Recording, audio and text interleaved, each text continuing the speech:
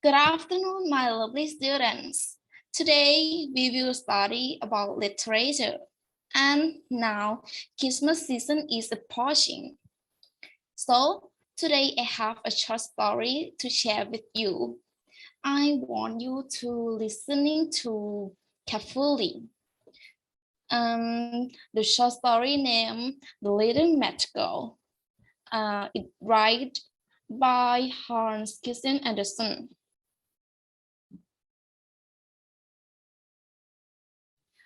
Most terribly cold it was. It snowed and was nearly quite dark. An evening, the last evening of the year. In this cold and darkness, there went along the street a poor little girl, bright-headed and with naked feet. When she left home, she had slippers on. It is true, but what was the good of that? They were very large slippers, which her mother had hitherto worn. So large were they, and the poor little thing lost them as she scuffled away across the street, because of two carriages that drove by dreadfully fast. One slipper was nowhere to be found. The other had been laid hold of by an urchin, and off he ran with it. He thought it would do capitally for a cradle when he someday or other should have student himself. So the little maiden walked on with her tiny naked feet, that were quite red and blue from cold. She carried a quantity of matches in an old apron, and she held a bottle of them in her hand. Nobody had bought anything of her the whole livelong day. No one had given her a single farthing. She crept along trembling with cold and hunger, a very picture of sorrow. The poor little thing. The flakes of snow covered her long fair hair, which fell in beautiful curls along her neck. But of that, of course, she never once now thought. From all the windows the candles were gleaming, and it smelled so deliciously of lost goods. For you know it was New Year's Eve, yes. Of that she thought. In the corner, formed by two houses, of which one at once more than the other, she seated herself down and covered together. Her little face she had drawn close up to her, but she grew colder and colder, and to go home she did not venture, for she had not sold any matches and could not bring a farthing of money. From her father she would certainly get browse, and at home it was cold too, for above her she had only the roof, though with the wind whistle, even though the largest cracks were stopped up with dull and legs. Her little hands were almost numb with cold. Oh, a mat might offer her a world of comfort, if she only dared take a single one out of the bottle, draw it against the wall, and warm her fingers by it. She drew out one out. Rich! How it blazed, how it burned! It was a warm, bring flame like candle as she held her hands over it. It was a wonderful light. It seemed clearly to the little maiden as though she were sitting before a large iron stove with a burnished brass with bars feet and brass ornament at top. The fire burned with such brass influence. It warmed so delightfully. The little girl had already stretched out her feet and warmed them too. But the small flame went out. The stove finished. She had only the remains of the burnt out match in her hand.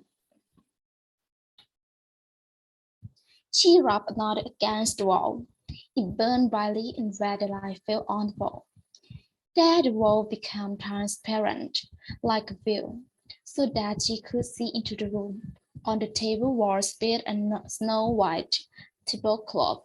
Upon it was suspended porcelain service, and the rose bush was streaming famously with its stuffing of apple and dried plums. And what was still more capital, to behold was the goose hopped down from the dead, reeled about on the floor with knife and fork in its breast, till it came up to the poor little girl, when the mat went out and nothing but a thick, cold, damp wall was left behind. She lighted another match. Now that she was sitting under the most magnificent Christmas tree. It was still larger and more decorated than the one which she had seen through the garage door in the late merchant's house. Thousands of lights were burning on the green branches, and gaily colored pictures such as she had seen in the shop windows looked down upon her. The little maiden stretched out her hands toward them when the match went out. The lights of the Christmas tree rose higher and higher. She saw them now as stars in heaven. One fell down and formed a long tail of fire. Someone is just dead, said the little girl, for her grandmother, the older person who had loved her, and who was now no more, had told her that when a star falls, a soul ascends to God. She drew, she drew another match against the wall. It was getlight, and it's the rustle that to the old grandmother, so bright and radiant, so mild, and with such an expression of love. Grandmother, cried the little one, oh, take me with you. You go away. When the match burns out, you vanish like a warm stop, like the village lord's goat, and like the magnificent Christmas tree. And she rubbed the whole bundle of matches quickly against the wall, for she wanted to be quite sure of keeping her grandmother near her, and the matches gave such a brilliant light that it was brighter than at noonday. Never formerly had a grandmother been so beautiful and so thoughtful. She took the little mirror on her arm, and both flew in brightness and in joy so high. So every high and then above was neither cold, nor hunger, nor anxiety, they were with God. But in the corner, at the cold hour of dark, sat the poor girl with rosy cheeks and with a smile mouth, leaning, leaning against the wall, frozen to death on the last evening of the old years. Stiff and stark sat the shy there with her matches, of which one bundle had been burnt. She wanted to warm herself, people said. No one had the slightest suspicion of one beautiful things she had seen. No one even dreamed of the splendor in which, with her grandmother, she had entered on the joys of a new year. And uh, after you listen the short story, I have a question to ask you. The first question, what do you think the little match girl represents? Again, I will repeat my questions. Question one, what do you think the little match girl represents? I have two answers. I think the little mad girl is representing who shouldn't love a society that is completely different from high society writing on this. It makes us realize how different the two societies and how far apart they are. Oh, thank you for your answer. Yeah, great. And the next question.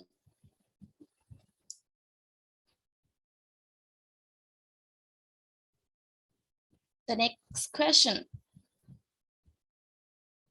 What do you think if we haven't looked all see people like the little match go.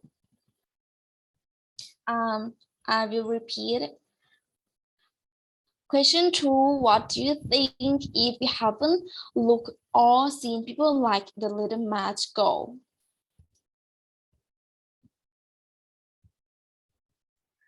I think these two different society will never be able to fully integrate with each other and will accidentally only within the gap. Okay, thank you. Yeah. The next question, the third question. The little match girl was written in the 19th century. How is the scene depicted in this work the careless mirror of society at that time? I will repeat my question again. Question 3. The little match girl was written in the 19th century. How is the scene depicted in this work the clearest mirror of society at that time? Who want to ask my question? Me. It was an era when social status was very important. The culture is arrogant and traditionally correct. Yeah, that's it. Yeah. Have another one. Okay. At Christmas, everyone must go to church, dress up beautiful dress, exchange gifts, make prayer. Everyone must know how to give each other the opportunity to know how to give, dish, and share. Oh, thank you. You're Yeah, great. thank you. Last question. The last question. What do you see in this story? What do you see in this story? Who want to answer my question? Me. Okay. I think this story look at the real world. Not a happy ending, right? Same fairy tale we read.